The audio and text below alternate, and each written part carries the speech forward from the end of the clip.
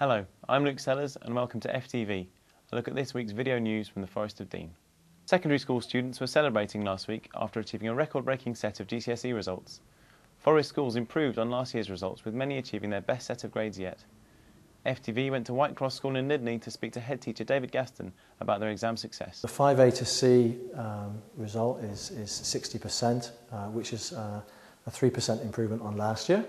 We're very pleased that we've made progress there, and very pleased for the students.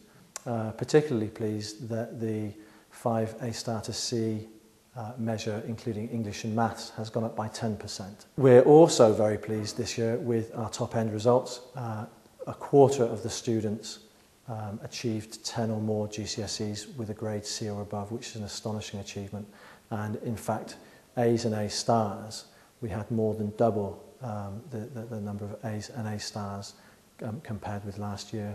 So we think that's an outstanding achievement on behalf of the students. And of course, largely down to the hard work of the staff. So I'm very grateful for the work they've put in. Coleford experienced a spot of bubble trouble this week when sewage started overflowing from a drain in Newland Street. FTV spoke to Catherine McMahon from the Valley Brook Pressure Group about the filthy froth. This is one of many things that we're trying to combat. As you can see, we've got foam which has got a distinct purple colour to it. It comes from Beecham's and it's mixed in with the raw sewage that's coming down from Coleford. This is, as I said, one of the main problems that we've got that our pressure group's trying to address.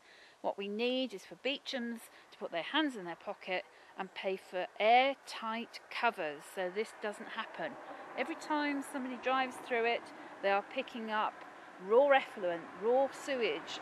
It's an environmental pollution episode. It's dreadful, absolutely dreadful.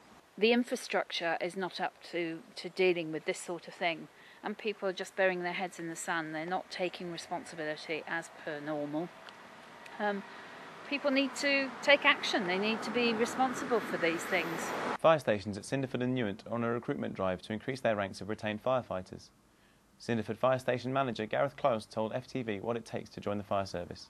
We can manage in the evenings and at nights, but we are desperately seeking people for 9 to 5 basically. But anybody who can give up part of that time would be appreciated. Gloucestershire is 70% retained, probably a little bit more now, so we are treated all the same. Everybody gets the same training. We do 2 hours every week. Cinderford is a Monday night. Basic training is a couple of weeks down at Seven Park, and a couple of evenings, a couple of weekends, then ongoing basically, learning on the job. It's teamwork, comradeship, social, it's just, and helping Joe Public is number one, knowing you're giving something back to the community. And finally, crowds flocked to see the colourful costumes and fabulous floats on the show at this year's Parkend Carnival.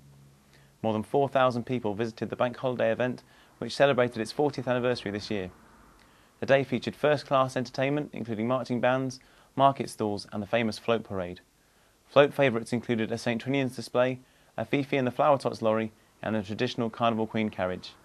Carnival organisers said they were pleased with this year's event and are already looking forward to next year. For more on these stories and the rest of the week's news, including the latest on a Tesco superstore in Cinderford, a bus shot by an air rifle and a free bottle of wine with every meal for 2 at the Speech House, don't forget to pick up a copy of The Forester. You can also keep up to date by visiting our website.